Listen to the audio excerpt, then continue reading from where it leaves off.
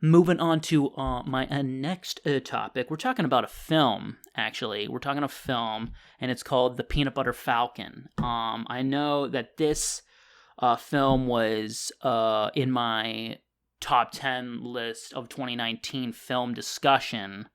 It wasn't in my list because I didn't see it at the time. Now, I guess we'll get into whether or not it would make it in there if or not after I go through, the details of the story. But if you're unfamiliar with the Peanut Butter Falcon, it's about a young man who suffers from Down syndrome. His name's Zach, and he runs away from his in-home care facility, which is pretty much just kind of like a nursing home. Because his family pretty much just abandoned him, and that's just his only place to go. But he runs away from his care facility, hoping to fulfill his dream of becoming a professional wrestler, which is great. And he meets Shia LaBeouf's character along the way, named Tyler, and Dakota Johnson is a caregiver at the previously said care facility, and she's instructed to pretty much go out and find Zach and bring him back. And that's the general plot of the film. That's where we start out. And like I said, it stars Dakota Johnson and Shia LaBeouf, who are both great, and I'll get into a little bit more specifics about them. But the guy who plays Zach is named Zach Gottsagen. I hope I'm pronouncing that right, and he's phenomenal. We'll get into that a little bit more later. But yeah. So like I said, this didn't make my top 2019 list, but it was in the long list of films that I didn't see that I thought possibly could have had a chance to make it in. So yeah, I would definitely check out that video if you haven't already. It's on my YouTube channel. Or you can, just listen to the entire podcast episode. That would be also awesome. So yeah, do whatever the fuck you want, guys. But anyway, getting back to the film. Now, after watching this film, I kind of really thought about it. It honestly probably could have made the list. I think out of all the films that I've seen after I made that list, that came out in 2019, I think this one probably has the highest chance of probably making it into that list. I don't know if it would, because I don't know if I would want to kick Knives Out or not, but I don't know. But, this film, again, like when you're watching a film like this, that's a drama, has a lot of comedic moments to it, and just has a lot of heart to it. What makes those films really good, a good way to gauge how good the film is for you, is after you watch it, ask yourself, would I watch that again? And would I show people this movie? And if the answer is yes, then it's a really good film. And that was my answer after watching this. I personally love showing films to people that they haven't seen and I've seen and I love. And this is definitely one of those types of films that I would show other people, because I think it's a really, really good story, and it's kind of an important story, especially for, understanding and like understanding ways to maybe like just treat people who suffer from mental illness, such as, mental disabilities, such as Down syndrome and autism, and just kind of, treating them just like regular people, because they are, regular people. They're just, they're just different, it's just, they look at the world differently than we do. They probably look at, honestly, the best parts of the world rather than, me, who like sees the worst in everything pretty much. You look at 2020 and it's kind of hard to find good things about this year.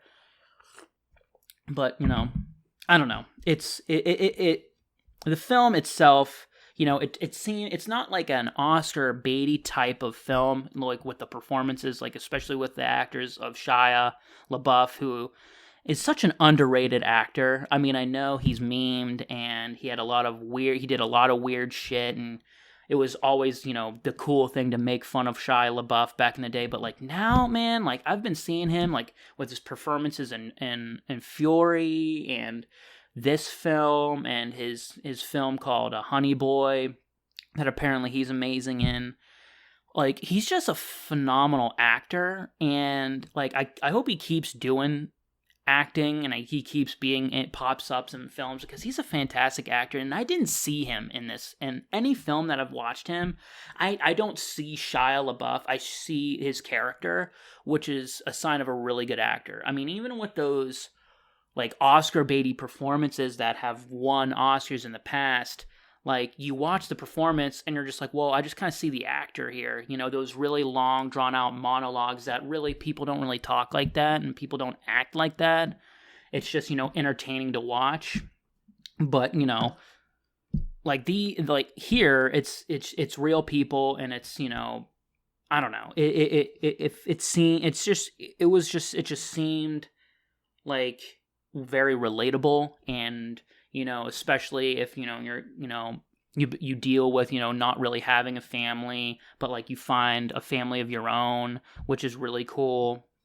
You know, it just has, like, the best thing I can describe this film is that it just has a lot of heart to it, and it's very heartfelt, and it has a really great ending, and I don't know, it just, you know, it's a really good feel-good film. I mean, there's dark moments in there, and it's kind of a bit of a dark story, but it also just kind of, it's overshadowed with this, you know, ray of hope, you know, and that's what kind of sums up, you know, people with, I mean, like, Down syndrome, I guess. It's kind of a good mirror of, you know, the topics that it's trying to, you know, tackle. You know, it sucks when someone you care about, you know, has, you know, a mental disability, because that's always really hard, you know, because you pretty much have, you do have to, you know, take care of them and watch them pretty much forever.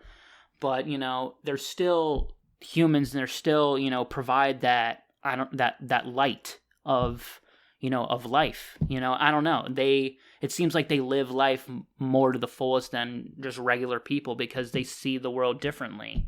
And I thought that was really beautiful. I don't know if I'm putting my foot in my ass, my mouth, or my ass, I guess, but with that comment. But I don't know. I thought it was just a very beautiful experience with this film. So, I mean, with that, I loved it. I think maybe the only problem with the film is that I kind of wanted to see a little bit more about Shia LaBeouf's character's backstory. You get glimpses, and you get, you know, you understand what happened to him in the past, and why he's, like, in the place where he is. And that's why, like, you know, a reason why he's so down on his luck and he sees himself the way he does is because of what happened in his past. But I would like to see a little bit more of those flashbacks that they're just kind of teased. Again, I understand, like, having a certain scene that is a flashback doesn't really serve the story, like, presently. I understand that, but I mean, they casted John Barenthal as his brother for those, like, glimpses of those flashbacks, and I thought it would have been kind of cool just to seeing at least just one scene between him and his brother. I thought that would have been kind of cool. I thought that was kind of a little bit of a missed opportunity, but again, I understand why it's not there. You know, it doesn't really drive the story as forward. I mean, there could have been a scene between them, like just an actual flashback scene, but they could have cut it just because it just kind of broke up the flow of the film, which I get.